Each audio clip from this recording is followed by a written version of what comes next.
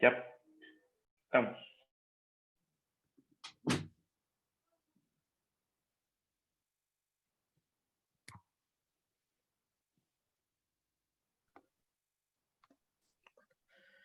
Muy buenos días, muchas gracias a todos y todas quienes nos acompañan en este último seminario del CED, organizado con la colaboración de la Fundación Konrad Adenauer.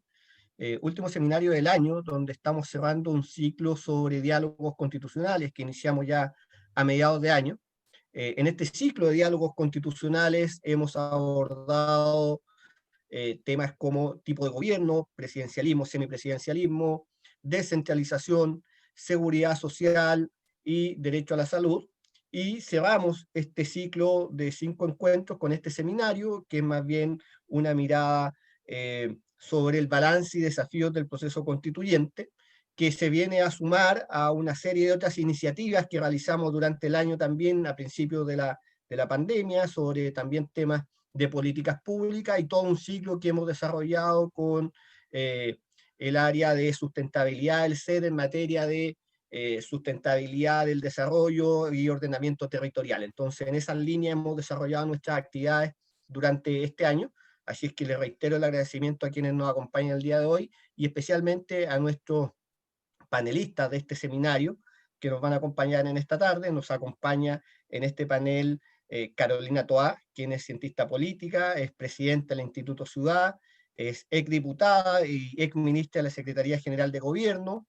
También nos acompaña Guillermo Larraín, quien es economista, profesor de la Facultad de Economía y Negocios de la Universidad de Chile, ex superintendente de AFP y también ex superintendente de Valores y Seguros. Y también nos acompaña Claudio Alvarado, quien es abogado y director ejecutivo del Instituto de Estudios de la Sociedad, IES. Le hemos pedido a nuestros expositores tratar de abordar 3 temas en su análisis y en sus presentaciones que van a realizar el día de hoy para cerrar este ciclo de talleres, como mencionaba anteriormente. Lo primero tiene que ver con un análisis del resultado del plebiscito. Un plebiscito muy importante para el contexto político, económico de nuestro país, pero también por lo que significa hacia adelante el resultado del plebiscito. Entonces, un análisis sobre ese proceso. También un análisis sobre el proceso constituyente como vía de canalización del malestar social y de la crisis de las instituciones, crisis de la confianza en las instituciones. Creemos que es importante también referirnos a cómo el proceso constituyente va a ser un espacio para canalizar precisamente aquello. Y lo tercero, referirse a algunos de los temas que pudieran ser un poco más complejos en los contenidos de la nueva Constitución. Creemos que esos 3 temas engloban parte importante de lo que puede ser una reflexión de fin de año, pero también mirando los desafíos del próximo año. Tenemos elección de constituyentes en abril del próximo año y ahí se inicia propiamente tal el proceso, la discusión sobre los contenidos de la nueva Constitución, que esperamos sea un pacto social que pueda incluir a todos y todas y que sea un pacto social que efectivamente nos representa a todas las personas y que además sea una nueva constitución hecha en democracia. Muy bien, hecha esa pequeña presentación de lo que será nuestro panel, el orden que hemos determinado para esta presentación es Guillermo Larraín va a partir con su presentación, después va a ser Carolina Toá y va a cerrar las presentaciones Claudio Alvarado. Como es habitual, después vamos a tener espacio para algunas preguntas a través del chat que tenemos habilitado en la transmisión de Zoom y también en Facebook, para que el público pueda realizar algunas preguntas, las que transmitiremos a nuestros panelistas el día de hoy. Así que muchas gracias nuevamente, Guillermo Larraín. Bueno, muchas gracias, Claudio. Muchas gracias al Centro de Estudio del Desarrollo, a la Konrad Adenauer, por el soporte. La verdad es que es un honor compartir el panel con Claudio Alvarado, pero debo decir que tengo una cierta predilección por compartirlo con Carolina Toá, a quien conozco desde que teníamos 5 años. Y la verdad que estar ahora junto con ella acá, la verdad es que es muy bonito, ¿no? Así que muy rico estar acá contigo, Carol. Claudio, nada que ver contigo, pero es que tú eres más joven. Nosotros somos de otra generación. Oye, déjenme partir entonces en el orden que mencionaba Claudio. el resultado del plebiscito, yo creo que en el fondo el resultado del plebiscito viene a ratificar una cosa que mucha gente no quería ver, que se estaba fraguando desde hace muchos años en Chile, una crisis que desgraciadamente adquirió ribetes enormes, gigantes. Yo me acuerdo, yo estoy terminando de escribir un libro, o sea, ya está en las pruebas de imprenta, va a salir pronto, no alcanzó a estar para Navidad, va a estar para enero, sobre la estabilidad del contrato social, y un cientista político conversando los contenidos del libro con él, me decía, trata de no mencionar la palabra crisis. Era, por supuesto, un cientista político más bien de derecha, y decía, trata de no mencionar la palabra crisis, porque no hay ningún, esto fue hace como un año y medio atrás, fue antes del estallido, o sea, no hay ninguna prueba de que en realidad hay una crisis en Chile. Y yo creo que el resultado del plebiscito es creo yo, una manifestación bastante clara de que estamos viviendo una crisis grande, una crisis realmente importante, sistémica, y que en cierta forma, por suerte, se está canalizando de una forma distinta a cómo se han canalizado otras crisis en Chile en el pasado, donde ha habido no solo violencia, sino que también, porque acá también ha habido violencia, sino que han habido muertos, desaparecidos en cantidades que acá hasta el momento no han habido y nada presagia que lo va a haber. Entonces creo que estamos de alguna forma mostrando una forma de gestionar una crisis muy grande que es que es mejor que en el pasado. Eso me parece bien. Ha habido un incremento en la participación, yo creo que de no haber sido por la pandemia, la participación habría sido mejor, y un triunfo tan significativo y limpio de 80-20 es muy raro. La verdad es que en las democracias esos números no pasan, en general los números son mucho más escuetos, y eso da cuenta de que hay un convencimiento bastante grande de que el país tiene que cambiar, tiene que hacer dar un giro, y eso me parece que es importante. Probablemente estaba pensando cómo poder, digamos, qué dimensiones podría tener esta crisis como para tirarlo al debate. Yo creo que acá hay una crisis fuerte de gobernabilidad, que en parte tiene que ver quizás con el cambio del régimen electoral en el gobierno de la presidenta Bachelet II, pero la verdad es que esto venía de antes. Y a lo mejor se hubiera desembocado de una forma distinta, es decir, esta mezcla de sistema presidencial con un sistema electoral que multiplica los partidos en la base. Sabemos que desde hace muchos años que es una causa de crisis, pero probablemente si es que eso no hubiera tenido lugar ese cambio, la crisis habría explotado por otro lado, porque hay cosas más fundamentales. ¿Por qué? Porque hay un problema de inclusión, hay un problema de dignidad que me parece que ha sido importante, y de representatividad que nuestro orden institucional actual no dan debida cuenta. Entonces me parece que hay una crisis, es hora que lo enfrentemos, y la forma como se está enfrentando no me parece mal. La gran diferencia de votación que hubo entre la Convención Constitucional y la Convención Mixta también hay que interpretarla, creo yo, de forma clara, porque simultáneamente se da esta desconfianza muy grande ratificada en estos números en el actual funcionamiento del Congreso y eventualmente a sus actuales miembros, pero al mismo tiempo una valorización muy grande por el diálogo institucionalizado. Entonces hay una tensión que me parece que es bien importante de mantener y de entender bien, porque está como en el trasfondo de todo el problema que estamos viendo. Ahora, respecto de la canalización de expectativas, yo creo que este tema es crucial y me alegro que lo hayan planteado, Claudio. Eh, eh, Creo que hay riesgos, evidentemente, si se va a lograr canalizar todas estas expectativas. Creo que tiene el potencial. Yo diría que el potencial está, pero hay enormes riesgos. Algunos de esos riesgos vienen asociados a la enorme desconfianza que hay. O sea, hoy día el gobierno tiene un nivel de credibilidad bajísimo, y cualquier cosa que haga se puede interpretar mal en términos de que si se quiere interferir por acá, por allá. Desgraciadamente la situación del COVID da un poco pie para que de repente se pueda pensar si es que se está ocupando algún tipo de, por ejemplo, de las cuarentenas o los tipos de restricciones a la movilidad que pudieran tener algo que ver con esto. Yo creo que el gobierno tiene un rol bien importante ahí en separar muy bien aguas, lo que es una cosa de lo que es otra.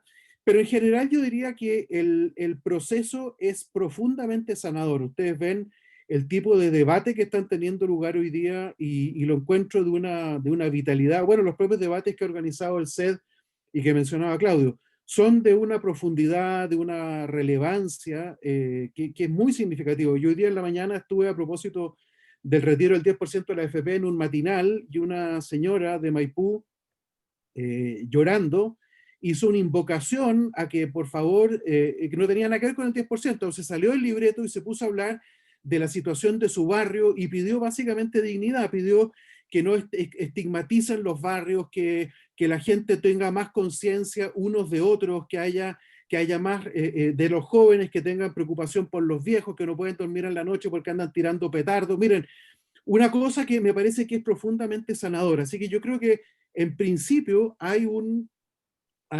potencial de encauzar expectativas bastante grandes. Hay algunos riesgos más institucionalizados, como por ejemplo este debate que hay hoy día respecto de si es que se le va a dar o no, qué va a pasar con los pueblos originarios, si se incluyen o no, cuántos son, si son supra o supernumerarios. Me parece que esta cuestión tiene que ser zanjada en forma clara. No me parece que sea útil ese argumento que se ha esgrimido de que la Cámara de Diputados con sus 155 representantes actuales representa al Estado-Nación y cualquier cosa que uno ponga más allá de eso estaría como violando ese principio. Me parece que es un tecnicismo que nadie entiende más bien. Y sí creo que en un proceso constituyente como el que estamos, reconocer que respecto de los pueblos originarios de Chile hay que hacer un acto específico, una especie de acción afirmativa, de incorporación, de inclusión, me parece que eso debiera superar cualquier oposición.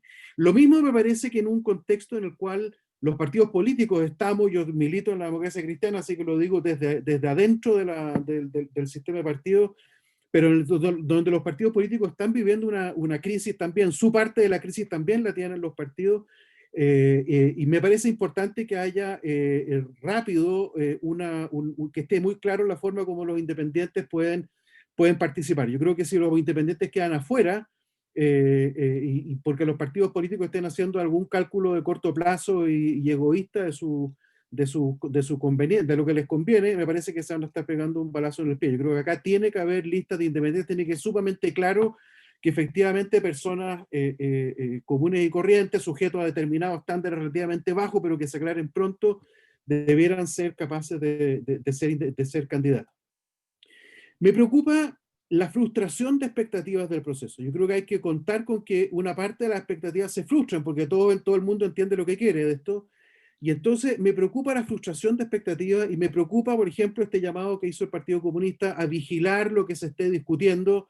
Yo creo que hay que tener cuidado, porque en el debate necesariamente van a haber cambios. Yo tengo opiniones relativamente fuertes sobre algunas cosas, pero en otras cosas estoy abierto a cambio y creo que eso debiera ser parte del proceso, que haya algo de frustración y hay que ver cómo se maneja. Temas polémicos, porque veo que Claudio está preparando ya el quitarme el micrófono para decir que se está acabando, pero es que necesito hacer dos cosas. Me parece que en temas polémicos tienen todos que ver, creo yo, con la tensión entre las medidas de corto y largo plazo que el sistema político va a tener que gestionar en el largo plazo. Déjeme darle dos ejemplos. Uno, derechos sociales. En derechos sociales yo estoy absolutamente porque haya una garantización de derechos sociales, pero el punto es que los derechos que se nos garantizan en nuestra generación no impidan que esos mismos derechos lo pueda ejercer la generación siguiente. Yo creo que ese es un debate que es importante. Pero quiero mostrar una lámina para mostrar otro debate que me parece muy crítico y tiene que ver con el tema del agua. Estos cuadros son de una presentación de la Fundación Chile que muestran el nivel de estrés hídrico al cual está sometido en Chile. Chile será el único país latinoamericano, de acuerdo a las mejores fuentes científicas hoy, que va a estar con un nivel de estrés hídrico alto hacia el año 2040. Ustedes están viendo ahí la lámina, ven el grafiquito, los voy a mostrar otros, para que ustedes vean las brechas hídricas altas entre, si ustedes quieren, oferta y demanda, es altísimo, en particular en la zona roja, que es la zona central, pero hay muy pocas áreas que se salvan de tener una brecha significativa. Parte de esto tiene que ver con una destrucción de las napas subterráneas a través de un uso abusivo de pozos de alta profundidad, que es muy complejo, y además una parte que en parte por acción humana directa, pero otro simplemente por cambio climático, el retroceso de los glaciares que ustedes pueden ver acá en distintas partes. ¿Por qué quiero mostrar esto? Porque yo creo que nuevamente en esta diferencia entre corto y largo plazo, yo creo que nuestro sistema político futuro va a tener que lidiar no solo con lo que les acabo de decir, no solo con el cortoplacismo de la democracia respecto de la política monetaria, que para eso hablamos del Banco Central. Creo que este problema del agua en un país como Chile es realmente de primer nivel de importancia. Imagínense una situación de crisis hídrica severa en la zona central, que es donde vive la mayor parte de la población de lejos. Yo creo que eso puede ser causa de una situación realmente grave de cara al futuro, de muy lenta solución, y por lo mismo es que creo que probablemente a la gestión del agua, a la gestión de los recursos hídricos en Chile, vamos a tener que darle un nivel un estatus institucional muy distinto del que tiene hoy día, y lo pienso, realmente lo vamos, si quieren discutir un poco más en detalle, un poco más parecido a lo que tiene el Banco Central, para tratar de que la democracia en el corto plazo sea un poco menos permeable a las presiones que están acá, que la situación actual. Bueno, hay otros temas que en aras del tiempo voy a parar, pero me parece que la construcción de un buen sistema democrático que compatibilice, si ustedes quieren, por un lado, gobernabilidad con participación en una dimensión, y en otra dimensión, cooperación política con sustentabilidad de los esfuerzos. Me parece que ese es quizás es cómo la democracia futura va a gestionar esas esa matriz de doble entrada. Me parece que es bien crucial, y creo yo que lo principal se va a jugar ahí. Todo el resto puede cambiar, pero lo principal va a estar en cómo la democracia futura va a gestionar todas estas tensiones. Muchas gracias.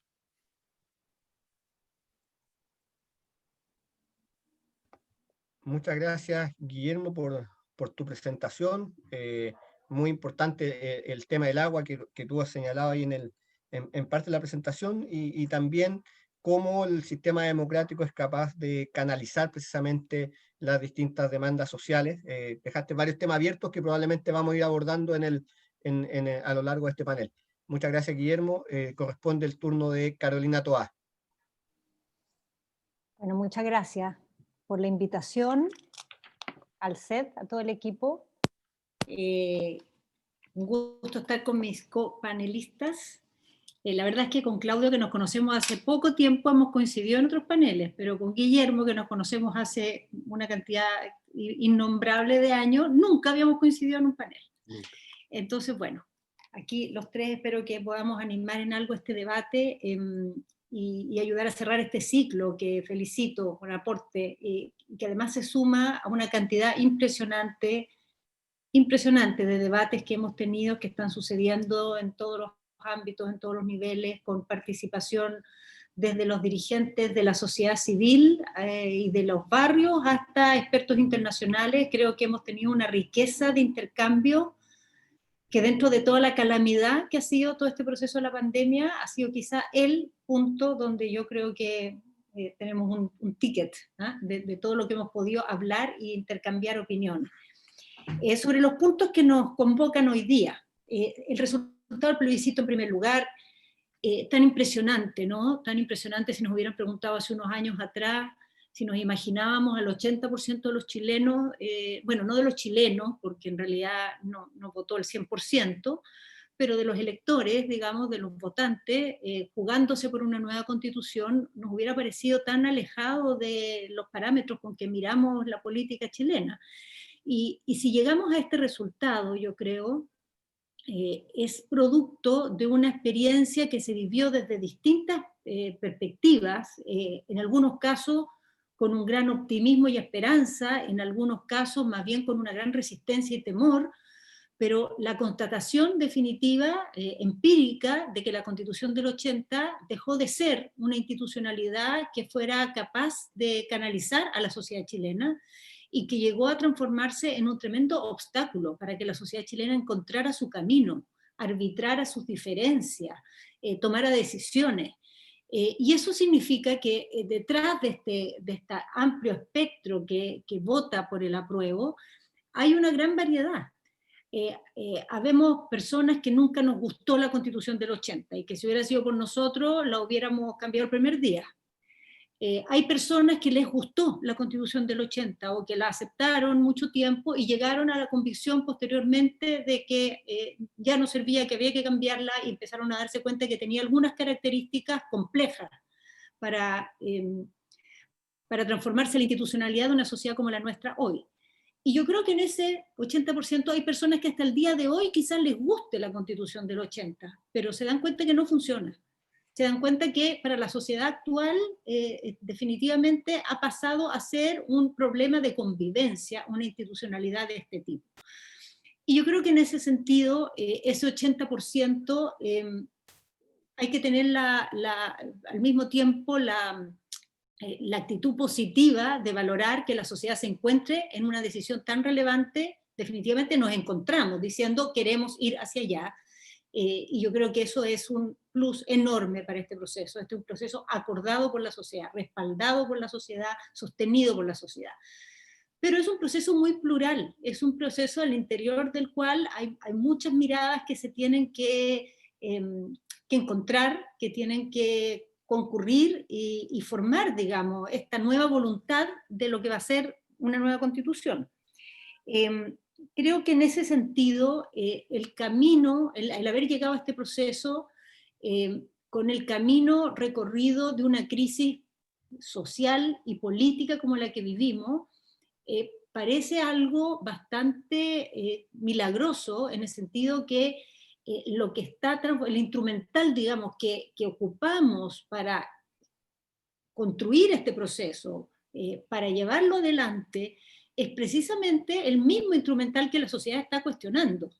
O sea, la crisis que estamos viviendo tiene muchas dimensiones, pero al final en su vértice lo que tiene es un cuestionamiento muy grande a las élites y a la institucionalidad. Y han sido esas élites y esa institucionalidad las que han tenido que leer, escuchar esto y buscarle una manera de articularlo. Bueno, ¿cómo esto pudo pasar? ¿Cuánto de esto parece ser una especie de cosa casual, milagrosa? ¿O cuánto quizá, a mí me gusta pensar esto último, que en medio de nuestra crisis, que en medio de lo desorientado y a veces francamente atornillando al revés que puede tener la política en este periodo, ante las cosas fundamentales, a la hora de aquello donde nos jugamos la vida, como ha sido, yo creo, dar cuenta de la profundidad de esta crisis, ha primado, digamos, un sentido de lo importante, ha primado un sentido de país, ha primado una apertura a buscar caminos, y me quiero aferrar a eso, porque creo que es muy importante para lo que viene saber que nuestra crisis política, que tiene muchas dimensiones y que yo creo que es gravísima, o sea, gravísima, que tiene parte importante de la explicación de por qué llegamos hasta acá, bueno, en medio de ese marasmo sigue habiendo ciertas capacidades, sigue habiendo una resiliencia de entender y de no perderse a la hora final, digamos. Y yo espero que eso nos ayude en lo que viene. Creo que la forma en que se ha ido haciendo camino este proceso ha tenido una gran virtud de entender que la pura representación bien proporcionada de los partidos políticos no basta para la legitimidad. Y creo que eso lo han entendido, por cierto, personas que odian los partidos políticos y por ello los eliminarían. En mi caso, nada más alejado de mi juicio. Creo que sin partidos políticos que funcionen mucho mejor y mucho más fuertes que los actuales, es muy difícil que la democracia opere bien, pero claramente para hacer la deliberación del nuevo sistema, si descansamos en la legitimidad de los partidos, hoy día simplemente eso no da por ningún lado el ancho, no lo da desde el punto de vista de la legitimidad y tampoco lo da desde el punto de vista de la diversidad de los puntos de vista y de las capacidades que hay en esta sociedad. Yo creo que en nuestra sociedad hay muchas capacidades que no están en los partidos para aportar al proceso que vamos a hacer ahora. Y que una buena combinación, digamos, puede ser la clave del éxito. Una buena combinación que requiere, de alguna manera, una mutua valoración. Lo que se logró en términos de paridad es óptimo. Yo creo que todos los tickets hay que poner ahí. Lo que se logró en términos de independiente es subóptimo. subóptimo porque se puso obstáculos para que los independientes pactaran con los partidos. Creo que eso es un error. Muchos de los actores independientes que estamos viendo son actores y actrices que tienen pertenencias políticas, que no es que salieron de Marte, no son independientes apolíticos, son independientes que no se han dedicado a la política, que no militan, y que con la crisis de los partidos se entiende, porque la gente huye de los partidos, pero que les interesa la política, les interesa el país, les interesa lo público, y sería muy natural que los ciudadanos pudieran ver esas personas que tienen cercanías políticas, las vieran asociadas, respetando ese carácter de gente que quiere ir a una lista independiente porque quiere reivindicar eso. En este momento yo creo que eso es algo que tiene valor y que tiene razones, tiene fundamento. Bueno, es subóptimo, pero pese a eso, a último minuto y a la hora final, la hora nona realmente, se dieron las facilidades para la inscripción y yo espero que eso redunde en que tengamos ese aporte. Y bueno, el tema de los escaños reservados yo creo que ha sido una discusión muy compleja, donde yo creo que se pueden cometer errores muy graves. No sé al final, en la noche de ayer, cómo cambió esto, pero la idea de que administrativamente se establezca un padrón separado, en que las personas no tuvieron la posibilidad de decir yo quiero estar en ese padrón o no, creo que sería un error fatal y desde el punto de vista democrático muy, muy discutible. Sacar a alguien del padrón por razones administrativas y poner un padrón distinto. Bueno, espero que eso se cierre bien. Todavía está el día de hoy donde quizá parece que es el plazo final para que esto se resuelva. Como sea, esta combinación nos va a llevar a un cuerpo con unas posibilidades de pluralidad, de representatividad, de inclusión, totalmente distinto a lo que hemos conocido hasta ahora o a lo que es la Cámara de Diputados. En relación a las expectativas, yo quiero decir que efectivamente estamos llenos de desafíos ahí, llenos, pero hay que partir de la base de que la crisis que tenemos es una crisis también de expectativas. O sea, nosotros estamos tratando de resolver una profunda crisis de expectativas. Y es una crisis que yo creo que lo que nos funciona es un doble problema que hay respecto a nuestros relatos de sociedad y a nuestra realidad. En nuestros relatos de sociedad construimos una expectativa de país exitoso, que había logrado un montón de cosas, de avances, de superación de la pobreza, etc. Pero al mismo tiempo ese relato construyó una expectativa y una norma en que el énfasis de que esta tenía que ser una sociedad que avanzara hacia la igualdad, el énfasis de una cierta horizontalidad, el énfasis de que teníamos que ir a unos conceptos de transparencia, de rendición de cuentas, de igualdad ante la ley, son todas cosas que estuvieron en el relato de estos años. Al lado de esos relatos, este relato de éxito, este relato de logro, de país que le ha habido fantástico, con estos estándares de igualdad, de horizontalidad, de igualdad ante la ley, de transparencia y rendición de cuentas, al lado tenemos una realidad donde efectivamente hay hartos cambios desde el punto de vista de, bueno, de todas las cosas que sabemos, ¿no? Que Chile logró desde el punto de vista social, o lo que logró también desde el punto de vista de alcanzar unos niveles de libertades y de empoderamiento ciudadanos que nunca nuestras democracias ni las de pregolpe habíamos tenido. Pero en paralelo a eso, esta realidad también está llena de desigualdades que persisten, de una vulnerabilidad que la gente vive en su cotidianidad permanentemente, y de una sensación que la Cátedra Araujo ha llamado agobio, y me gusta esa palabra porque es un agobio por la exigencia del día a día, es un agobio por las deudas, es un agobio por el temor a caer, y todo esto construye una realidad donde todos esos logros, que efectivamente no es que sean mentiras, pero están acompañados de esta realidad y están acompañados de una expectativa, que es la que construyó el relato, de ser un país súper exitoso, de ser un país con más igualdad, de ser un país con horizontalidad, y la verdad es que en esto la expectativa se ve insatisfecha, porque la gente que está en política se mide respecto a lo que el país logró en relación a hace unos años atrás, pero las personas en su vida diaria se miden respecto al relato que nos hemos hecho de lo que es correcto, al relato que nos hemos hecho de lo que somos o de lo que suponemos ser, y en esa medida quedábamos muy al debe. Y yo creo que eso es parte de lo que explica también esta disociación de las élites políticas que hemos gobernado, saco aquí los que no han gobernado, de uno y otro lado, respecto a la ciudadanía, porque unos seguían sacando cuentas respecto a unos supuestos avances, y otros sacaban cuentas respecto a una supuesta promesa, a una supuesta relato de lo que éramos, donde la cosa no cuadraba y no cumplía, y muchas veces traicionaba lo que decía, lo que proponía y lo que se autoasignaba como logro. Entonces, claro que vamos ahora hacia un proceso donde se abren expectativas, pero yo creo que lo que más se abre es la posibilidad también de un sinceramiento. Yo creo que lo clave en esta conversación es ponernos de acuerdo respecto a las prioridades, y que ahí está un poco, de alguna manera, la clave del éxito. Yo creo que la sociedad chilena lo que está diciendo en el fondo es preocupémonos un poco más en todo nuestro esfuerzo, en los recursos que tengamos, en las posibilidades que nos dé el desarrollo del país o el crecimiento que tengamos, preocupémonos un poco más de darnos entre todos algunas bases comunes, algunos puntos de encuentro, algunos ámbitos en los cuales nos protegemos y nos damos una condición de igualdad independiente de lo que pase en el resto de los ámbitos. Y yo creo que claramente nuestra institucionalidad hasta ahora no se basaba en eso, todo lo contrario. Todo lo contrario, o sea, tenía una energía, un motor gigante puesto en empujar para adelante y un motor muy chiquitito, esforzado y tirador para arriba, pero que se quedó siempre corto, y que sobre todo a medida que el país iba dando paso, cada vez era más impotente y más insuficiente para construir esas bases comunes, ese sentido de lo compartido, de lo que es de todos, de lo que nos damos mutuamente, de lo que tenemos derecho a pedir y lo que tenemos responsabilidad de dar por el hecho de ser ciudadanos. Y pongo Quedan 5 ambos minutos, elementos. Carolina. Pocos minutos. Termino con esto.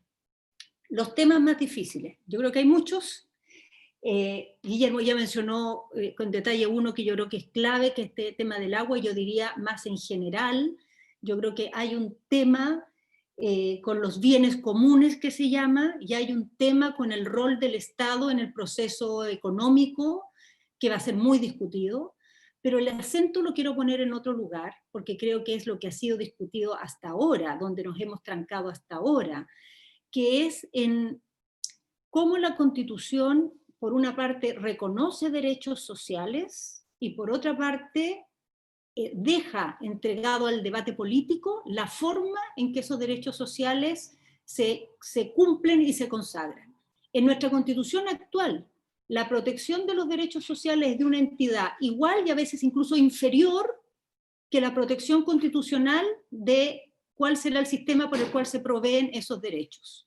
La Constitución le pone mucho más gana y le da mucho más recursos a las personas para defender cuando el Estado cambia o pasa a llevar la forma de provisión que la Constitución establece, que fundamentalmente se basa en esta provisión en que hay igualdad de elegir, y hay igualdad de condiciones entre la oferta pública y la privada, y no discriminación del Estado, etc. Eso está mejor logrado. Y desde el punto de vista de la técnica legislativa funciona como una maquinita mucho más perfecta que la protección misma de los derechos sociales. Y yo creo que eso es algo que hay que cambiar.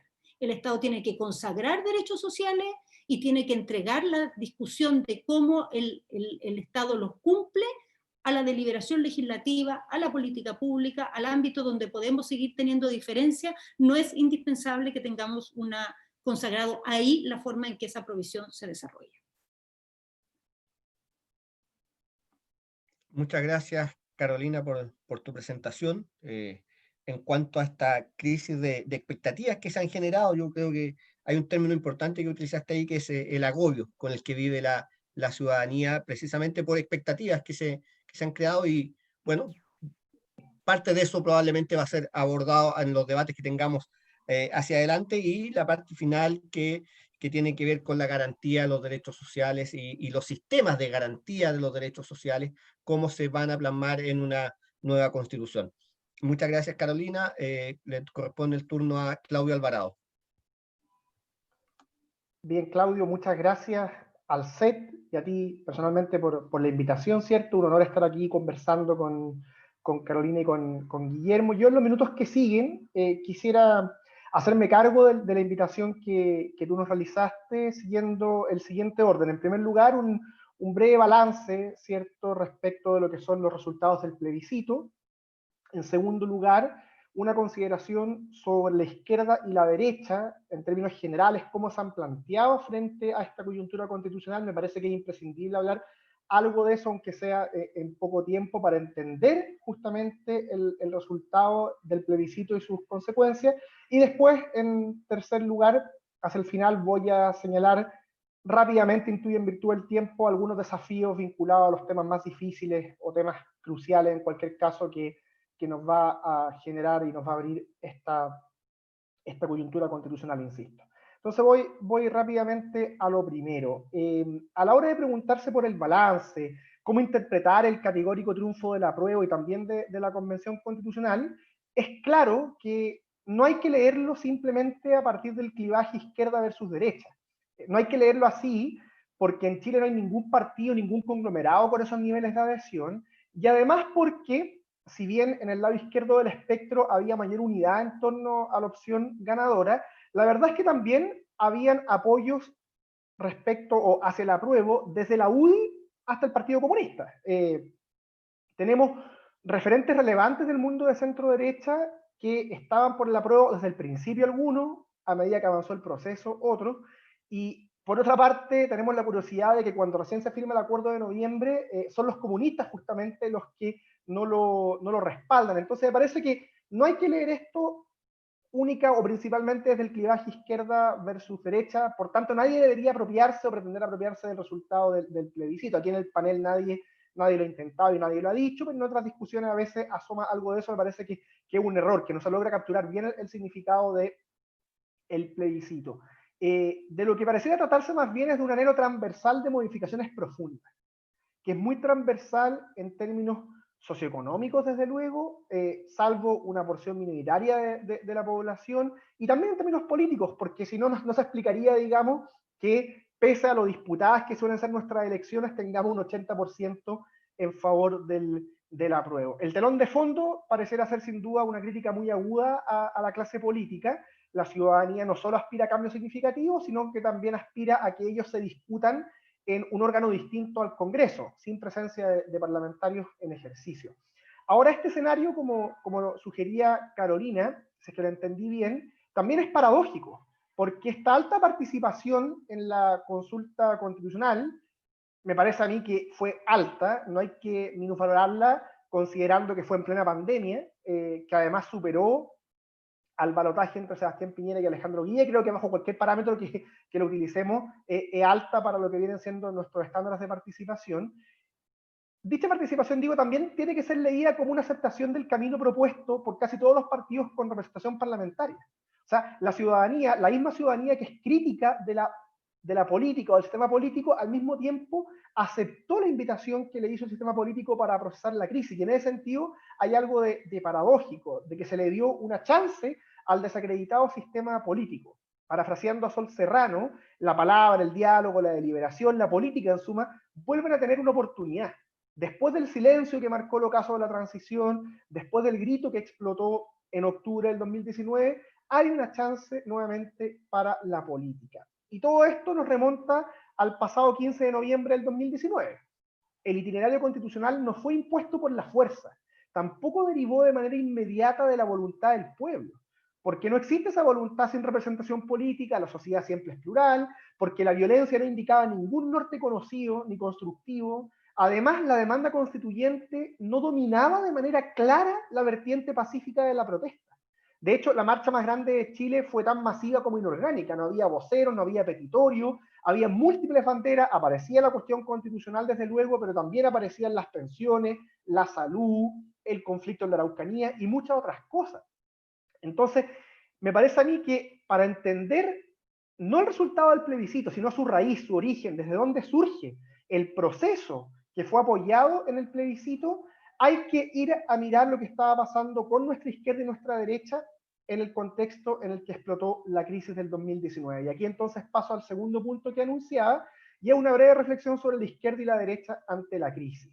Porque, insisto, solo así me parece que se puede entender bien la raíz del proceso constituyente que respaldó la ciudadanía el 25 de octubre de este año. ¿Qué pasaba con la izquierda? Bueno, cuando era indispensable formular una respuesta institucional a la revuelta, era indispensable, ¿cierto? O sea, la democracia estaba en juego, había que intentar progresar de algún modo la crisis que explotó. Las distintas izquierdas, los distintos sectores de la oposición apuntaron rápidamente sus dardos a la Carta Fundamental.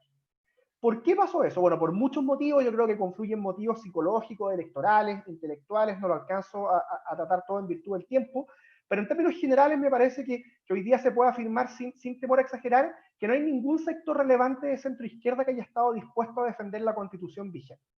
El caso más emblemático me parece a mí que es Ricardo Lagos. El expresidente transitó en pocos años de estampar su firma con orgullo en la Constitución vigente, de anunciar el despunte de la primavera, a considerar que la principal semilla del estallido social, estas fueron sus palabras textuales, ¿cierto? La principal semilla del estallido residía en la misma Carta Magna que antes firmó con orgullo. Yo creo que este es un fenómeno de Lagos, pero también de su generación, que incidió decisivamente en el debate constitucional de los últimos años. La transición pactada, según el término que acuñó en su minuto Oscar Godoy, ha sido muy criticada, y si la transición pactada era, digamos, cuestionada, si la transición pactada agonizaba, inevitablemente le iba a pasar algo similar a la Constitución, porque su articulado y los procesos políticos que desde 1989 la fueron modificando simbolizan y reflejan a la perfección la medida de lo posible que ha sido juzgada como anatema por la nueva izquierda, y también ha sido mirada con autocrítica por muchos de sus protagonistas. Lo digo de otro modo, la trayectoria constitucional de las últimas décadas suponía un acuerdo tácito entre centro derecha y centro izquierda. Y una vez que la centroizquierda miró con incomodidad, autocrítica o vergüenza, según el caso, su propia biografía, la Carta Fundamental tenía sus días contados. Su legitimidad de ejercicio dependía de dirigentes que fueron perdiendo credibilidad, pero quizás más importante que eso, de dirigentes que dejaron de creer en su obra. Y obviamente esta dinámica se vio reforzada después, o en paralelo al menos, por las ideas que difundió con cierto éxito la nueva izquierda, o la vertiente que domina la nueva izquierda. Los hechos muestran una evolución pactada durante los años 90 y 2000. Pero lo que predomina hoy día en los cuadros opositores es la percepción según la cual el orden postdictadura fue puramente impuesto. La apuesta gradual de Patricio Aylwin, el plebiscito constitucional de 1989, las múltiples reformas posteriores son consideradas en el mejor de los casos como un mal necesario. Pero no hay dirigentes relevantes de centro izquierda que hablen con orgullo de esa época. Hay autocrítica muy ponderada en algunos casos, a veces, a mi juicio, muy destemplada, pero no se siente como propia esa obra. Y entonces, en ese contexto, es lógico que las distintas izquierdas hayan mirado a la Constitución como una salida a la crisis. Los países que viven coyunturas de esta índole, o, se me permiten resumir en virtud del tiempo, o cambian el presidente, o fuerzan a que haya un cambio de presidente, o cambian la Constitución, o siguen salidas extrainstitucionales. En este caso, la Constitución era la candidata perfecta, me parece a mí, considerando que reflejaba una trayectoria política que se mira con mucho recelo por distintos motivos, pero dentro de la centroizquierda ese recelo es bien extendido. Digamos, lo voy a decir de modo provocativo, el recelo, la autocrítica que tendrá Carolina Toá o Guillermo Larraín respecto de ese proceso será muy distinto al que tendrá Daniel Jadwe. Yo no creo que sean lo mismo, pero coinciden en mirar con ojo crítico ese proceso. En algunos casos será más ponderado, en otros más, a mi juicio, destemplado, pero hay una lectura común que coincide en la crítica, y entonces la Constitución me parece a mí que era la alternativa perfecta para ofrecer un camino por el lado de la centroizquierda y la izquierda. ¿Qué pasaba con la derecha, en tanto? Sería un equívoco mirar solo la izquierda a la hora de preguntarse por las raíces del cronograma constituyente. El acuerdo de noviembre fue adoptado por casi todo el espectro político, la crisis explotó en el gobierno de Sebastián Piñera, y el oficialismo se allanó a esta salida. La pregunta es ¿por qué? ¿Por qué, pese a su sistemática resistencia a adoptar un enfoque reformista en materia constitucional, la derecha se plegó a este camino? A mi entender, esto ocurre porque la crisis dejó, salvo muy honradas excepciones, perpleja a la derecha. En los momentos decisivos cundieron el desorden, el silencio y la desorientación en los dirigentes oficialistas. El malestar era difuso, pero también era masivo. No era un invento de la izquierda, no era un invento de los intelectuales, y ante eso el gobierno sin complejos ya no tenía ningún sentido, no tenía palabra, no tenía orientación, los tiempos mejores se mostraron como una, digámoslo así, una ilusión sin mucho correlato con la realidad, y en ese contexto primó el mutismo. Y en este cuadro, en la derecha digo, y en este cuadro obviamente se iba a instalar un diagnóstico distinto. La derecha no tuvo nada que ofrecer ante la crisis de la magnitud de lo que se requería. Entonces, como no estaba claro de parte de quienes estaban en la moneda qué es lo que debía hacerse, con el paso de los días y semanas se volvió cada vez más notorio abrazar algún camino de compromiso creíble, de cambios significativos, un compromiso que la derecha sencillamente no estaba en condiciones de ofrecer, que tampoco iba a encontrar en la caja de herramientas del piñerismo gobernante. Por decirlo también de modo provocativo, se prefirió entregar la Constitución a la Presidencia de la República. Me parece a mí que esa es la magnitud de la disyuntiva ante el errático o silente actuar del oficialismo. Y me parece a mí que esta consideración sobre la derecha también permite entender la confusión que ha afectado a este sector político durante los últimos meses, durante el último año calendario. Llegado el minuto habrá que hacer un inventario, ¿cierto? Pero lo que uno encuentra son agrias disputas excedidas entre las facciones favorables al apruebo y al rechazo, que por momentos llevó a la derecha a olvidar su mayor cercanía programática en términos de contenidos constitucionales. Y además, la derecha, o algunos sectores de la derecha parlamentaria al menos, cayeron en actitudes muy curiosas. A mi juicio, la más llamativa de todas es cuando, en vez de valorar y reivindicar los límites, el marco del proceso constituyente fijado, se empezaron a cuestionar estos límites, a asumir de que por definición iban a ser pasados a llevar si ganaba el apruebo. En vez de valorar el carácter representativo del órgano constituyente, la derecha decía en su campaña, al menos quienes estaban por el rechazo, que aquí iban a ser, comillas, los mismos de siempre. En vez de valorar los límites temporales, procedimentales y sustantivos que se establecieron en el acuerdo de noviembre y la reforma constitucional que lo materializó, se asumía de que eran algo así como música sin correlato en la realidad. Y la verdad es que todo eso muestra una confusión que yo creo que se remonta al silencio, a la desorientación, al vacío que cundió en la derecha en los momentos en los cuales la crisis explota. Crisis que obviamente tiene factores de muy larga data, pero que se vio agudizada en las semanas previas también por errores del oficialismo. Me parece a mí que con estas consideraciones, que son muy esquemáticas y muy rápidas en virtud del tiempo, sobre la derecha y sobre la izquierda, uno puede entender por qué fue el proceso constituyente el camino, la propuesta del sistema político a la hora de intentar enfrentar la crisis. Paso a lo tercero, creo que me queda poco tiempo, así que paso a lo tercero que anuncié al comenzar mi presentación. En este contexto en el que el plebiscito triunfó y que a mi juicio se remonta a un cuadro político crítico, aunque distinto entre la derecha y la izquierda, ¿qué desafíos o qué temas acuciantes asoman en el marco del proceso constituyente? Yo quisiera simplemente enunciar, no lo alcanzo a desarrollar, 5 desafíos. Solamente los indico de manera muy somera. Lo primero que quisiera señalar es que un primer desafío, aunque parezca paradójico, es que hay que entrar en conciencia, y algo de esto dijo Guillermo, ¿cierto?, de que aquí tenemos que ir más allá de la Constitución. O sea, que ante la crisis haya sido indispensable apostar por una vía política, por una vía institucional, no autoriza remontarse que muchos de los problemas que explotan con la crisis de octubre de 2019 exceden la vía institucional que se ofreció. Los partidos con representación parlamentaria jugaron sus cartas conforme podían hacerlo. Hay una unidad, si se quiere, una fe constitucional en la izquierda, una falta de diagnóstico, una falta de reformismo en la derecha, pero claro, una cosa es por qué se sigue ese camino constitucional y otra cosa distinta es que este baste para enfrentar la crisis. Y claramente no basta. El sendero constitucional es un sendero político, valioso, pero acotado en sus posibilidades.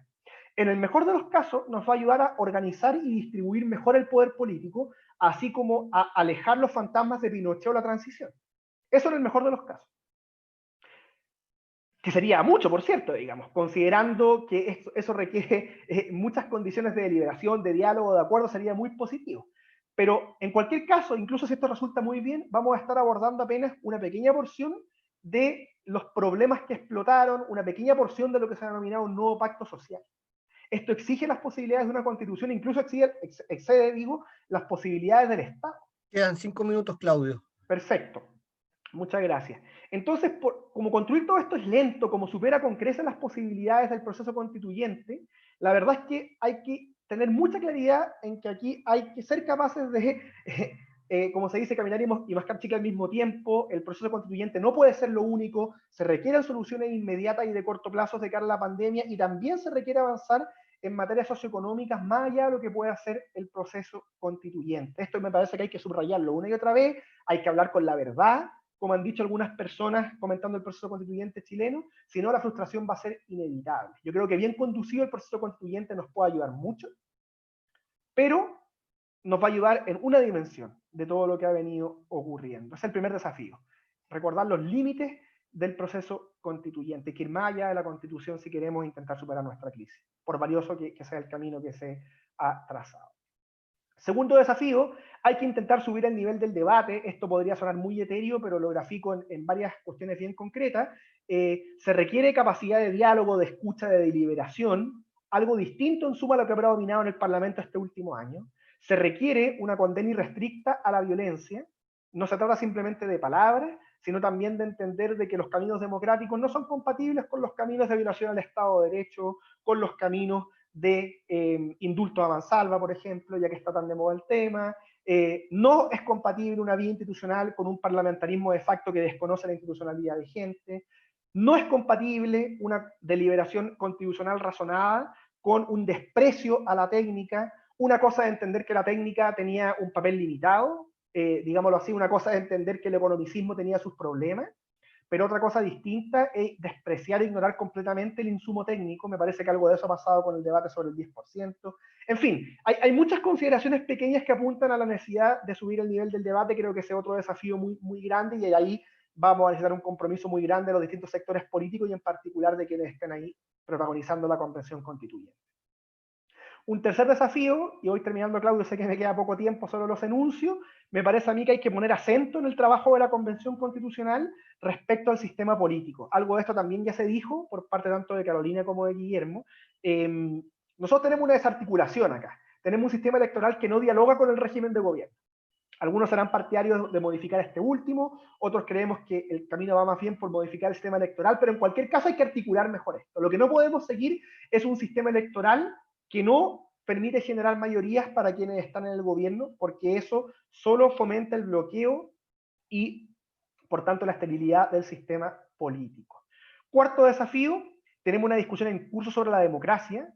La representación goza hoy día de mala fama, digamos, pero al mismo tiempo el propio proceso constituyente es esencialmente representativo. Tenemos que ser capaces de incorporar mecanismos de participación ciudadana y al mismo tiempo de recordar que sin representación no existe la democracia contemporánea.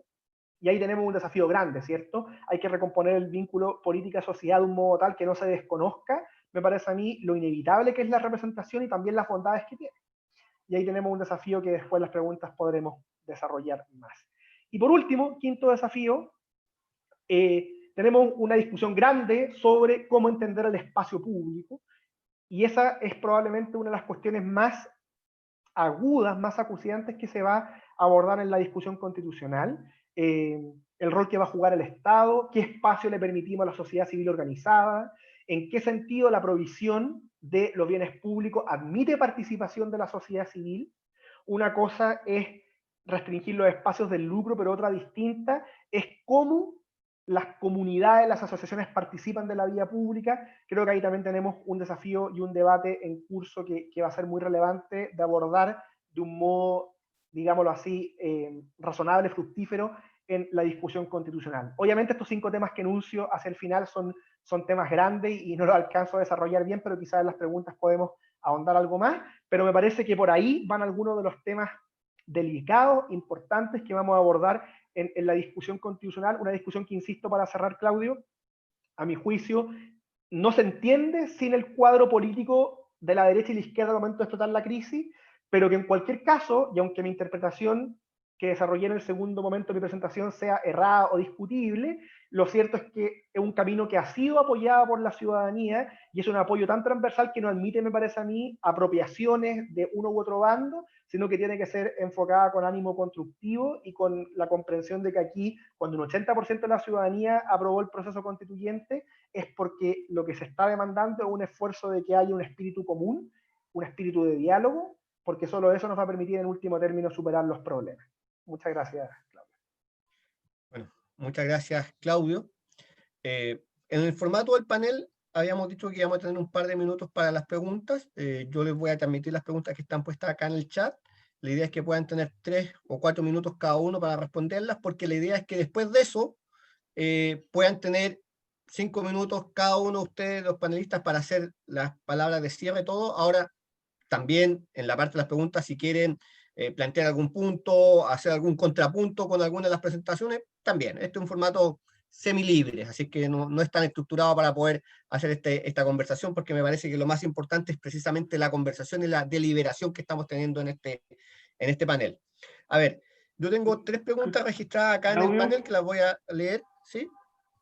Perdón, es que Carlos Fres está levantando la mano, pero te pedimos, Carlos, que puedas escribir la pregunta, por favor. Sí, las preguntas son solo por el chat.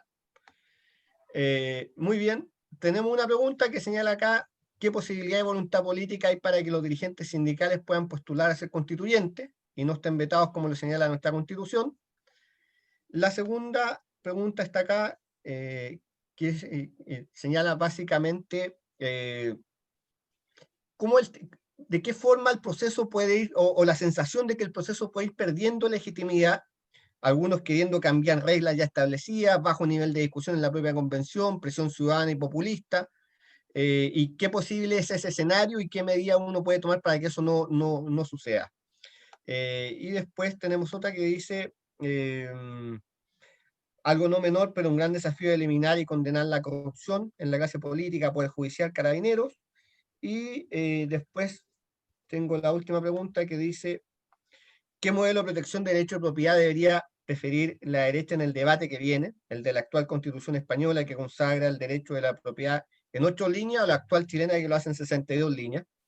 Y yo quiero agregar una también dentro del marco del debate que tiene que ver con el tipo de gobierno. ¿Sí? Yo creo que parte importante de la estabilidad institucional se juega en la relación entre el Congreso Nacional y Presidente de la República. Y ahí evidentemente el tipo de gobierno es muy importante para ver ese tipo de estabilidad, porque evidentemente tenemos un sistema de partidos políticos con poca legitimidad. Yo también, al igual que Carolina, considero que los partidos políticos son claves y fundamentales para la democracia. No concibo una democracia de calidad sin partidos políticos fuertes y robustos. Ahora, uno puede hacer todas las críticas que quiera a los partidos políticos, a los actuales partidos políticos, pero eso no significa hablar contra los partidos políticos. Entonces, por eso les diría relación Congreso Nacional, Presidente de la República y partidos políticos también, para ponerlo en esta juguera de la conversación.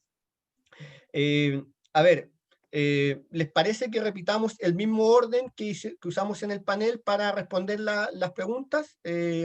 Guillermo Larraín. Ya, muchas gracias, Claudio. Sobre el tema de los sindicalistas, la verdad es que creo que entiendo que Claudio es abogado, además de filósofo, y a lo mejor puede dar una interpretación de lo que dice hoy día la Constitución. A mí me parece que es esencial que haya el mundo del trabajo organizado pueda participar de este debate como todo el resto del país. La verdad es que me parece que sería bastante obvio que tendría que ser así. Cuando uno examina las reglas que se dio la convención, o que se dieron para la convención no se ha dado reglas todavía, a mí me parece que son bastante sensatas. O sea, puede que a uno le guste un poco más una u otra, pero me parece que empezar a cambiar ahora las reglas en la mitad del proceso, sobre todo cuando inicialmente uno estuvo en contra de todo, me parece que no tiene ni pies ni cabeza, y hay que dejar entonces, eso sí, que el sujeto a estas reglas, macro reglas, la convención se dé el reglamento que tenga que darse. Hay mucho trabajo que se está haciendo en torno a eso, y me parece que eso es esencial. Sobre la propiedad privada, yo creo que Carolina, yo hablé del caso del agua, Carolina lo mencionó en términos más amplios como bienes comunes. La verdad es que nuestro problema con el derecho de propiedad en Chile tiene que ver con los bienes comunes, pero no con los bienes privados. Lo que rige el marco el marco institucional para la protección y el tratamiento adecuado de los bienes privados en Chile es bastante razonable, funciona bien. Entonces yo creo que ahí no tenemos un problema. Nuestro problema son los bienes comunes, son aquellos bienes donde no es posible excluir a terceros de su uso o compartir los frutos de ese bien, no es posible. Ahí está el problema, ahí está el agua, ahí están los recursos mineros, ahí está el borde costero, los bordes lacustres, ahí está el aire limpio, el medio ambiente. Ahí está el verdadero problema, pero no en el derecho de propiedad en su conjunto. Y eso quiere decir que hay que acotar el problema, porque además cada uno de ellos requiere soluciones distintas. Yo mencioné el caso del agua en particular porque me parece que el debate está en cierta forma equivocado, porque está puesto desde la perspectiva de que yo tengo un derecho de propiedad y por lo tanto, como si fuera un bien privado, cosa que no lo es el agua, tengo un derecho de propiedad sobre el agua y por lo tanto, si es que el Estado llegara a expropiar, me tienen que indemnizar a precio de mercado. Eso es lo que dice por alguna gente que tiene derechos de agua. Desde más bien del lado de la derecha. Del lado de la izquierda dice, no, hay que reconocer que el agua es hay que darle prioridad al consumo humano, pero ambos se equivocan si es que no hay agua, ¿no? Y por eso que planteo el problema de la disponibilidad de los recursos hídricos como un punto que hay que resolver antes de entrar al segundo tema.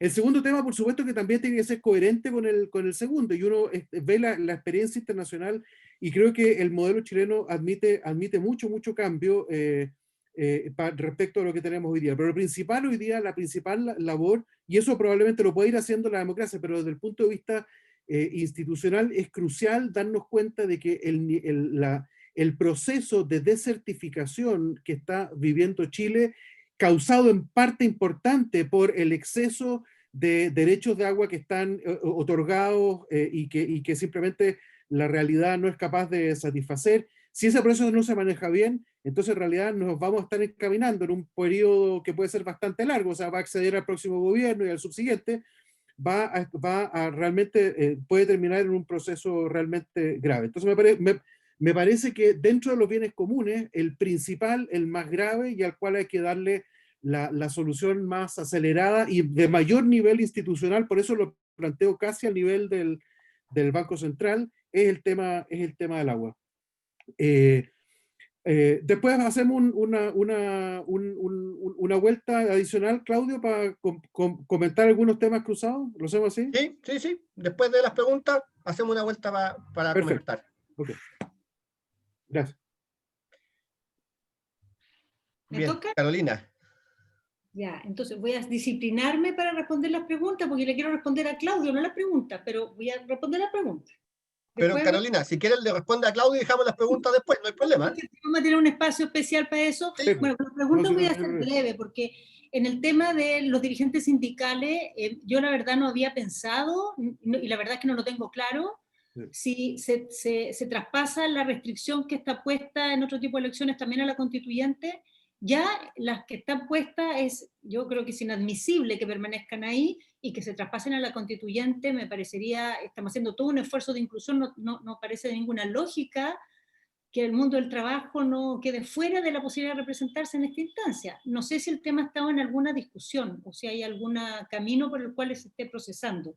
Sería lo correcto. La posibilidad de pérdida de legitimidad del proceso, yo creo que bueno, ya hemos visto que han salido al camino propuestas para cambiar algunas de las reglas acordadas, y yo creo que eso no va a pasar, porque hay una comprensión de un espectro muy amplio de que esto fue posible, porque se llegó a un entendimiento de ciertas reglas básicas, y proteger las reglas es proteger el proceso.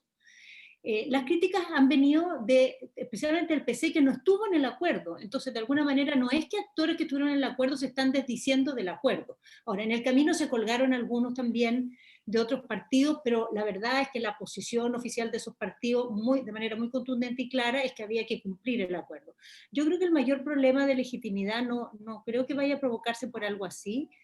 Yo creo que se puede provocar más bien, y ahí donde está el riesgo, si no logramos entrar al proceso constituyente tomándole el pulso a cuál es la naturaleza de la discusión que vamos a tener y traspasando de alguna manera la dinámica que tenemos hoy día en el Parlamento, la dinámica que funciona bajo la Constitución del 80, con esta lógica de que el que bloquea los supraquórum deja vigente la Constitución antigua, y por lo tanto, mientras más se resiste a ceder, más gana, porque más mantiene lo que le gusta. Esa lógica, reproducirla en la constituyente sería un gran error, porque en la constituyente no funciona así. En la constituyente nadie puede imponer nada y todos van a tener posibilidad de bloquear. Todos van a poder bloquear. Y en la medida que no nos mentalicemos a la idea de que todos podemos bloquear y que la única manera de que esto funcione es que todos desbloqueemos, o sea, que encontremos caminos, que busquemos puntos de entendimiento, que hagamos una conversación muy desde las cosas básicas. Yo creo que todos tenemos una conclusión al final de cómo nos imaginamos que debiera formularse el derecho a la educación, o si nos gusta el régimen político A o B, o si nos inspira más la constitución alemana, o la colombiana, o la boliviana, pero creo que el debate va a ser mucho más fructífero si nos vamos con la receta de la solución y hablamos más bien de cosas fundamentales, de qué es lo que queremos, de qué tipo de convivencia, de qué cosas queremos garantizarnos como ciudadanos, de cómo queremos que se organice el poder, bajo qué principio, y eso después le vamos poniendo nombre, después le vamos etiquetando, le vamos buscando la receta que acomoda a esa conversación. Yo creo que es clave eso, no replicar la dinámica legislativa habitual y sintonizarnos en lo excepcional que es esto. Sobre la corrupción, yo estoy de acuerdo que ese ha sido uno de los temas que se ha juntado con todos los que hemos mencionado acá para provocar esta crisis, la corrupción y los abusos, la combinación. Creo, sin embargo, que en materia de corrupción y de abuso ha habido en los últimos años una capacidad de hacer una gran cantidad de reformas y de ir haciendo que nuestra institucionalidad tenga avances, cosa que en otros campos no se ha logrado.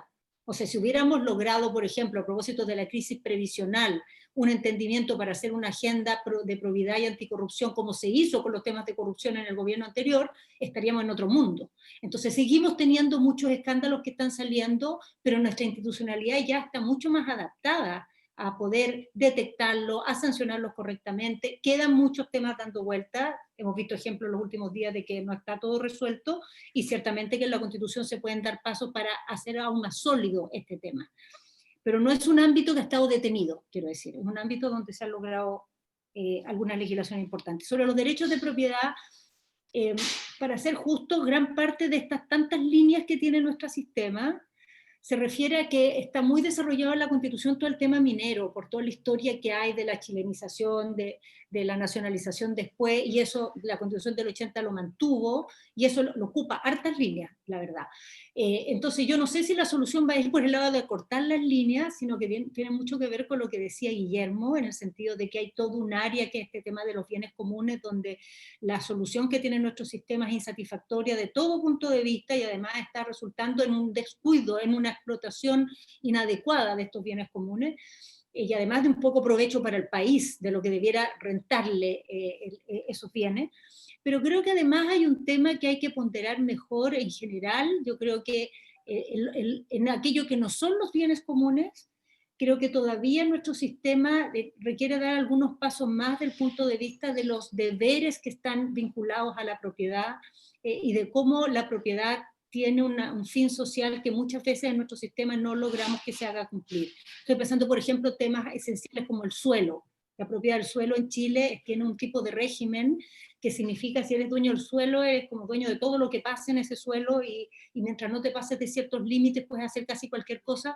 En la mayoría de las democracias maduras eso no es así.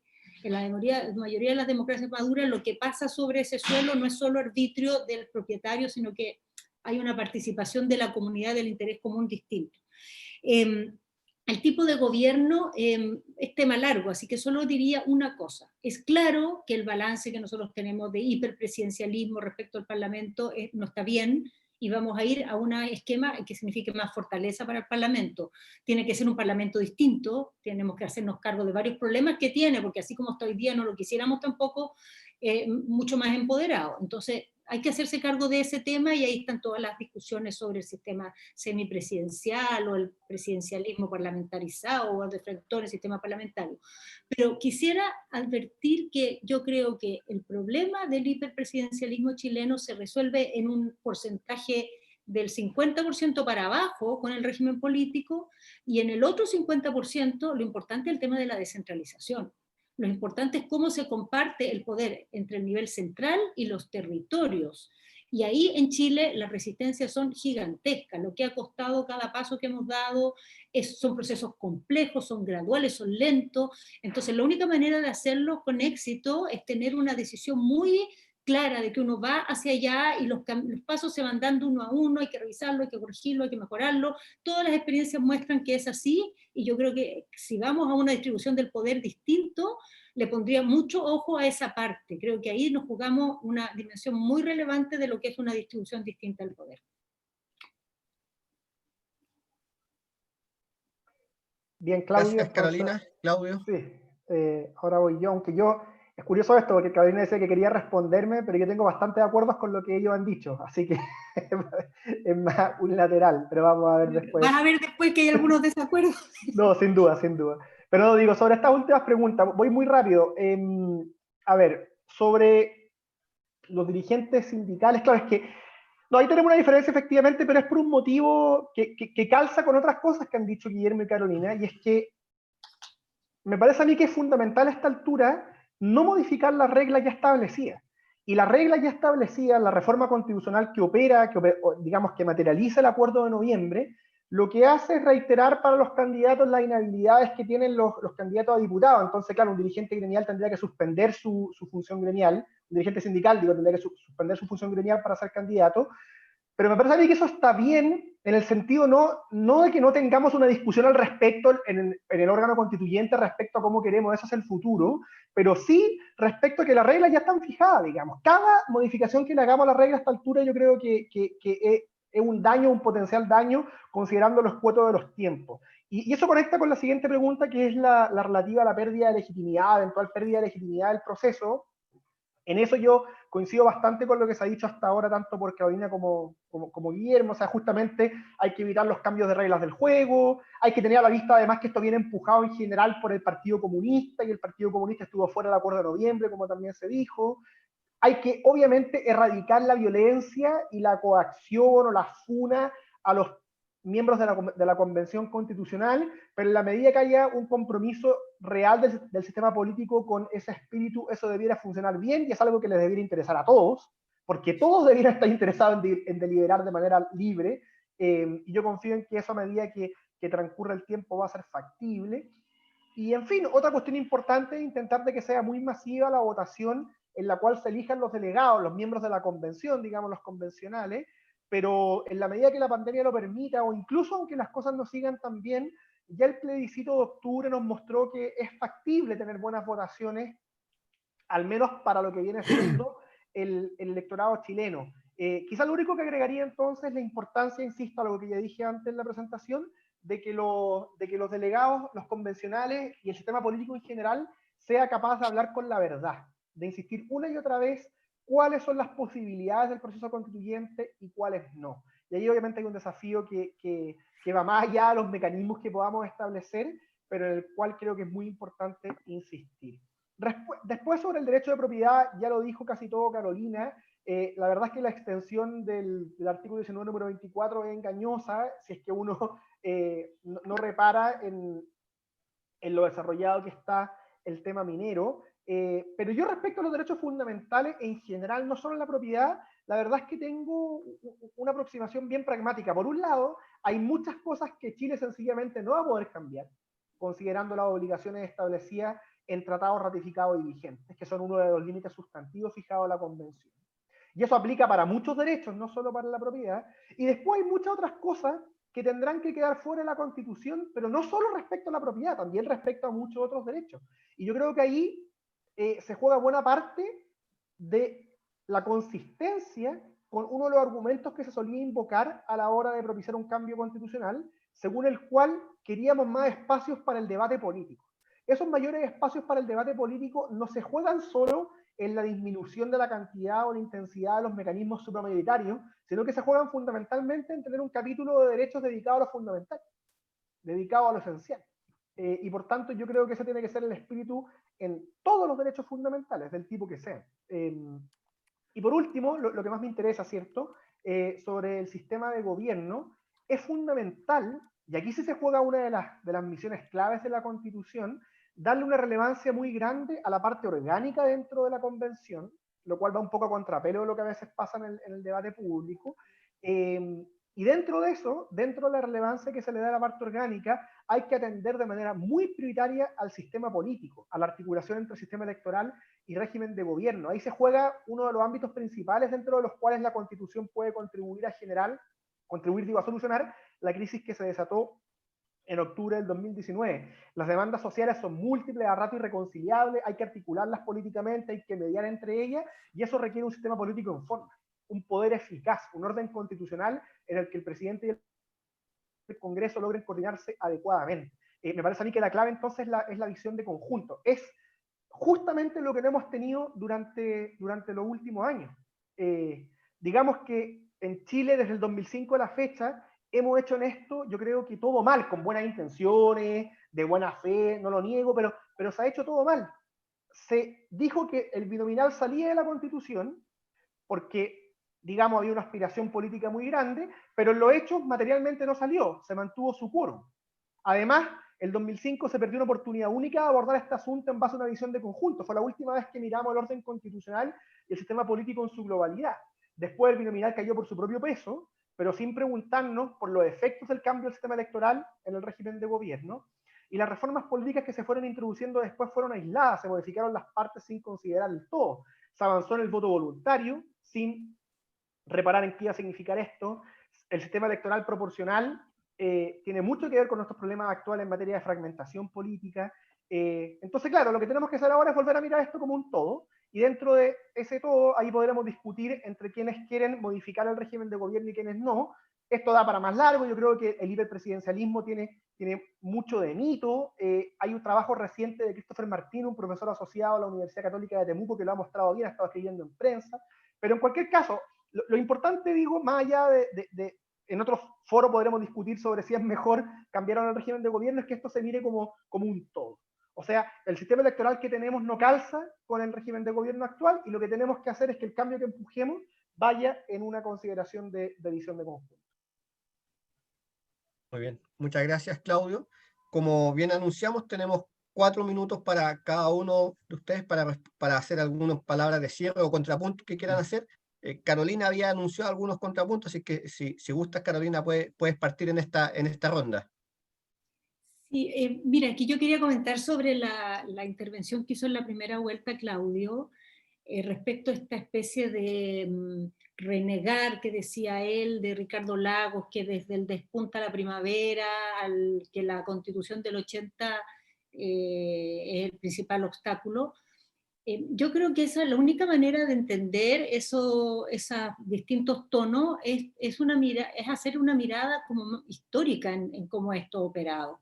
O sea, el día que el 2005 sale de la Constitución del 80 los senadores designados, el día que sale la tutela militar sobre el poder civil, porque eso era lo que tenía nuestra Constitución hasta ese momento, ¿no? Que se podían autoconvocar estos caballeros, que eran inamovibles. O sea, ese día se sacó la bota militar de encima de la democracia, y desde el punto de vista de las personas que vivieron la dictadura, del punto de vista de las personas que vieron el ejército transformado en el verdugo del pueblo, eso era un despunte de la primavera al porte de una catedral gigantesca. Ahora, lo que pasa es que da vuelta la página, literalmente, da vuelta la página de la bota militar, te queda la realidad que te queda, y no pasaron mucho tiempo. O sea, yo misma, 2005, yo creo que el 2008 ya estábamos escribiendo columnas sobre una nueva constitución, porque nos dábamos cuenta que, sacado este tema militar, tú te enfrentabas a un orden constitucional que ya su problema no era que los militares estaban por encima del poder civil, su problema era que entre civiles funcionábamos con unas reglas que no daban y que por distintos lados le significaban a la sociedad una camisa de fuerza, por su contenido normativo, que no era representativo, pero yo creo que especialmente lo que la Constitución del 80 la mató es su enorme protección que se daba a sí misma contra los cambios. O sea, fue una Constitución que se hizo imposible de cambiar, y que por lo tanto la única manera de cambiar la Constitución terminó ser cambiarla entera, cambiarla, reemplazarla.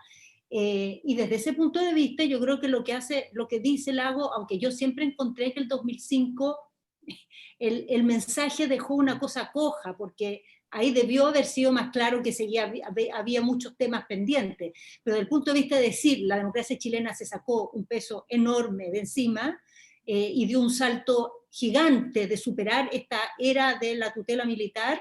Yo creo que era verdadero y auténtico, digamos, la sensación de un paso a otro lado. Ahora, respecto a la transición pactada, y los que niegan que fue pactada y dicen que fue impuesta o qué sé yo diría dos cosas. La primera es que la Constitución, los pactos que se hicieron después del plebiscito y que se traducen especialmente en lo que fue las reformas del 1989, y todo lo que eso significó para los años de la transición, fueron efectivamente un pacto, pero es un pacto que se hace, no se hace con una hoja en blanco. ¿Ah? Se hace, estas son las reglas, si no le gusta, se queda con ella, si está dispuesto a llegar a un acuerdo para mejorarlo un poquito, entonces claro, es un pacto, pero es un pacto que se hace en unas condiciones de restricción, que es eso o nada. Y la hace un sector de la oposición que su plan original era el derrocamiento de Pinochet. O sea, aquí la DC, todo el mundo estuvo en un plan de que cayera la dictadura, eso no pasó. Y ahí terminó el plebiscito y todo lo que eso significó. Mi primera matiz es respecto a los que fueron como protagonistas de ese pacto, fueron en esas condiciones. ¿Ah? No es un pacto en que aquí nos ponemos de acuerdo y estamos en una posición de igualdad, sino que aquí estamos en que esto o sigamos en dictadura. Pero creo que la otra cosa que hay que tomar en cuenta es que lo que era la concertación siempre fue un espacio político muy plural, donde siempre estaban estas almas, la más conforme y la más crítica, la que decía vamos bien, la que decía hay que hacer una inflexión, la que decía hay que sacar lo más que se pueda con este sistema, la que decía hay que tensionar el sistema, aunque eso signifique algunos costos políticos para generar cambios de más profundidad. Eso siempre estuvo ahí. Y eso es lo que sigue estando hoy día ahí. Pero yo creo que el problema de esto no es que haya esa diferencia o esos puntos contrapuestos, sino que yo creo que el relato político hacia afuera se ve muy incoherente, porque se ve en un momento una fiesta de todo está fantástico y después se ve una cosa de que yo nunca estuve en la fiesta, yo nunca fui, o me llevaron obligado. Y yo creo que ahí la construcción de realmente una elaboración política más articulada, de los más conformes y de los más críticos, de ambos grupos. En ambos casos, además, haciéndose caso de logros y en ambos casos haciéndose cargo de una autocrítica. Una autocrítica no es lavarse las manos y decir yo no tuve nada que ver.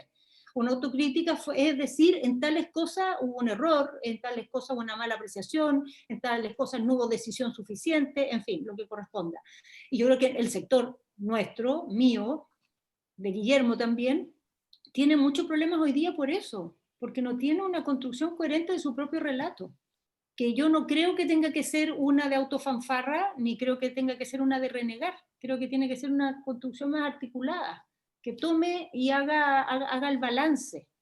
Estamos ahí en un problema, y creo que un problema para el futuro, no es un problema de cuentas con el pasado, un problema con cómo se para hacia el futuro un sector político y ofrece un camino hacia adelante.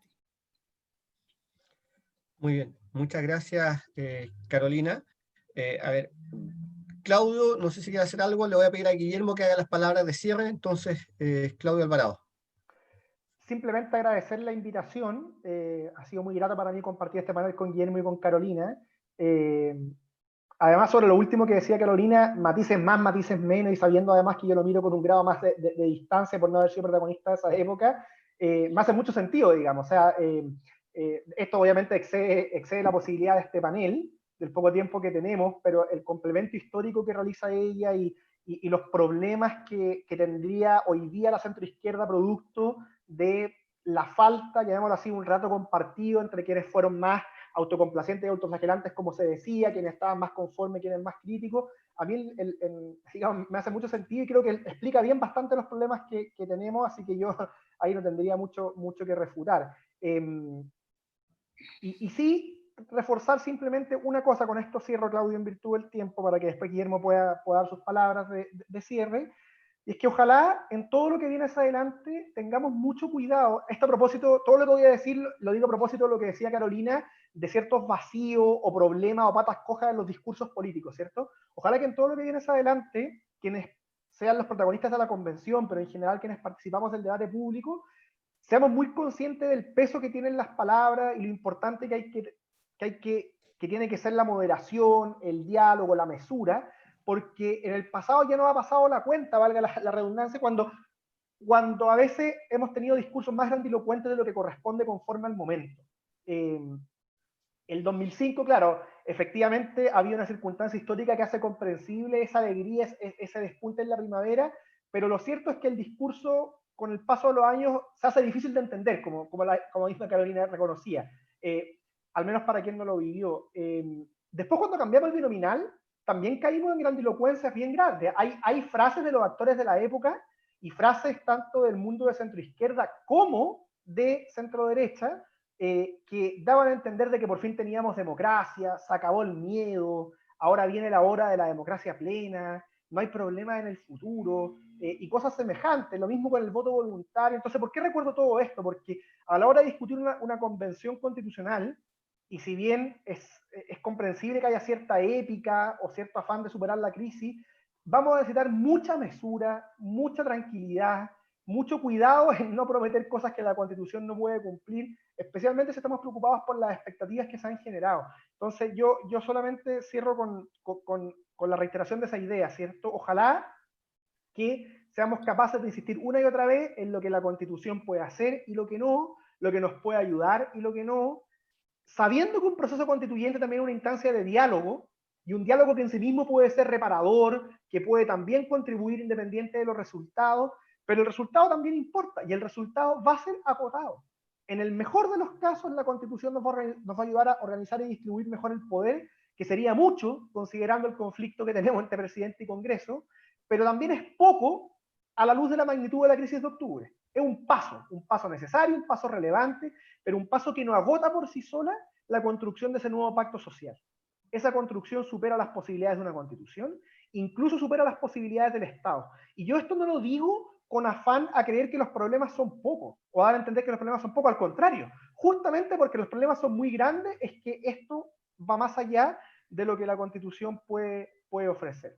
Y simplemente reiterar el agradecimiento, Claudio, al CET, y también, por supuesto, a Carolina y a Guillermo. Muchas gracias. Muchas gracias, Claudio. Le corresponde a Guillermo Larraín. Bueno, también agradecer, Claudio, en primer lugar, a ti, a tu equipo, a la Conrad, y tres ideas. Una, se me olvidó comentar el tema del tipo de gobierno, que fue tu pregunta, Claudio. Yo tengo la impresión de que como economista estoy siempre tratando de ver cuáles son las restricciones con las cuales uno opera. Los economistas tenemos esa tara, y yo creo que acá hay una restricción, porque me da la impresión de que es tal el nivel de la crisis que es necesario que la ciudadanía vea de forma muy clara, muy patente, un cambio de ciclo, ¿no? Y me da la impresión de que el cambio en régimen político es aquel instrumento que es capaz de realmente, junto con la descentralización que mencionaba la Carolina, son los dos instrumentos que son capaces de en realidad mostrar que entramos a un ciclo distinto, y armar un buen esquema en torno al semipresidencialismo. Hay gente que piensa que el semipresidencialismo es como un puente hacia el parlamentarismo, puede ser, pero armar un buen esquema en esa lógica me parece bien. Me parece importante mantener el bicameralismo por una razón, que es que el Senado tiene una virtud respecto de la Cámara de Diputados, que tiene horizontes en toda parte del mundo. Acá debería ser igual en la nueva Constitución, horizontes temporales más largos, y son grupos más pequeños, y ambas cosas son fuertes promotoras de la cooperación, y yo creo que la cooperación política en un mundo tan complejo como el que vivimos hoy día es crucial. Entonces, mantener el bicameralismo para reservar un espacio institucional que promueva la cooperación me parece importante. Y creo que también es importante generar un espacio institucional que le ponga cierta disciplina al mundo político, precisamente por los temas de corrupción y de captura que estaban mencionadas en el chat. Yo creo que hay que pensar en incorporar institucionalmente elementos de democracia directa, como complementos al régimen político tradicional. Y ahí hay varios instrumentos que se pueden discutir, me parece súper importante.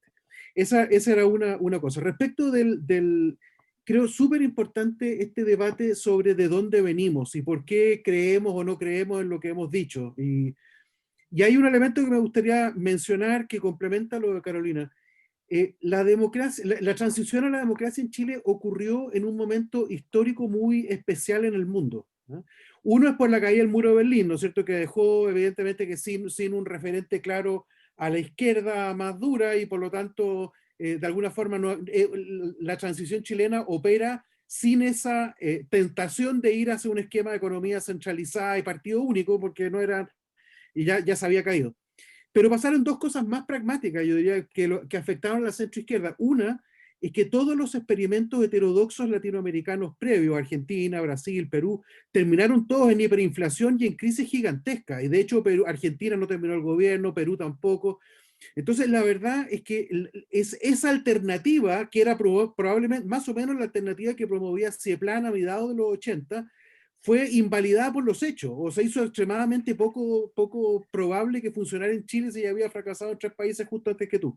Yo creo que ese es un tema importante. Y lo tercero fue que, como producto de todo lo anterior, apareció el consenso de Washington, apareció el New Labour en Gran Bretaña, apareció Clinton, todos adoptando una estrategia que... Entonces yo creo que la concertación, con bastantes razones pragmáticas, se acomodó a una forma de entender la economía y la sociedad. Yo soy parte de eso porque llegué a Chile de vuelta del doctorado en el gobierno de Frei Montalva, de Frei Ruiz Tagle. Yo fui parte de ese proceso de acomodo. Lo que pasa es que el gran problema es lo que decía Carolina, la incapacidad brutal de esta constitución para dar cambio a cambios sustantivos, digamos, más allá de lo que el presidente Lago hizo en 2005 con la tutela militar, pero más bien como un modelo que pudiera evolucionar más. Yo creo que eso es un tema súper importante. Bueno, termino con eso. Les agradezco a todos el tiempo. Yo fui en algún minuto vicepresidente del CED hace muchos años atrás, así que a nombre del CED también les agradezco a todos. Muchas gracias. Claudio, ¿puedo Muchas abusar de gracias. tu voluntad y decir 2 cosas más para cerrar? Muy breve a propósito de lo que dice Guillermo. Sería un privilegio inaceptable, Claudio Alvarado, pero sí, te voy a dar solo 30 segundos. Ya, no, pero tiene que ver con lo que están hablando Guillermo y Carolina, y que me parece muy importante. Son 3 cosas muy breves. Lo primero, lo que dice Guillermo es algo que nos faltó conversar hoy día en el panel y que se nos olvida, que es la relevancia del contexto internacional en nuestras decisiones políticas. Guillermo lo explicaba recién a propósito de la historia de la concertación. Hace poco escuchaba una conversación de Juan Gabriel Valdés en el contexto de la reedición de su libro sobre los economistas de Pinochet, la Escuela de Chicago, y él lo decía también de manera muy clara, y creo que también lo tenemos que tener a la vista hoy día, digamos, nuestro proceso de constituyente sea en el marco de una crisis de la democracia a nivel global, y en eso también conviene reparar, y en otra conversación podemos ahondar en eso, pero es súper importante. Y después lo otro que quería decir, dije 3 cosas, pero en virtud del tiempo así solo 2, es que la gran duda que a mí me deja el tránsito del régimen de gobierno, y eso sí podremos tener otro foro para discutirlo, es que es muy paradójico pensar que la solución a la crisis de octubre, que fue extremadamente crítica de las élites, pase por darle más poder a las élites políticas. Yo ahí creo que hay una cuestión que hay que meditar muy bien y que tenemos que pensar muy bien cómo estamos leyendo la crisis. Ahora, obviamente eso es más para largo, pero no lo quería dejar de decir porque me da susto que también nos estemos apresurando en pensar que la solución va por un lado distinto a la expectativa, distinto en cambio a la descentralización o mecanismos acotados de democracia directa, que pareciera que sí dialogan más bien con lo que se espera. Pero en fin, no sigo más si no me van a acusar de abusar de los privilegios del tiempo. Muchas gracias. No, mira, para ser justo, si lo consideran necesario, Guillermo y Carolina tienen 30 segundos también cada uno para ser justo con los tiempos de todos. No, yo solo agradezco todo. Ha sido un placer tener esta conversación, pero creo que queda mucho tema aquí, mucho paño que cortar. Así que Tampoco podemos estar esperando en otra reunión, así que les agradezco mucho. Bueno, muy bien. Muchas gracias, Carolina. Muchas gracias, Guillermo, Claudio, a todos y todas quienes nos han acompañado en este último seminario del Centro de Estudios del Desarrollo. Anunciarles para enero 2 actividades que ya tenemos agendadas. Una precisamente sobre tipo de gobierno, es un tema que en el CED vamos a abordar, atendida la relevancia y que también se ha señalado en este seminario. Y otro que es la presentación de un libro que ha sido producto del trabajo de todo este año del CED, que tiene que ver con contenidos constitucionales, que también está en el marco de este proyecto con la Fundación Konrad Adenauer. Así que ya en enero tenemos 2 actividades y seguramente vamos a sumar otras actividades también en las próximas semanas, pero van a estar cordialmente invitados todos y todas a quienes les vamos a enviar las correspondientes invitaciones. Muchas gracias de nuevo, que tengan una muy buena tarde y muchas gracias de nuevo a Carolina, Guillermo y Claudio por la disponibilidad a participar de este panel. Muchas gracias. Gracias, Claudio. Chao a todos, gracias. chao, chao. Gracias.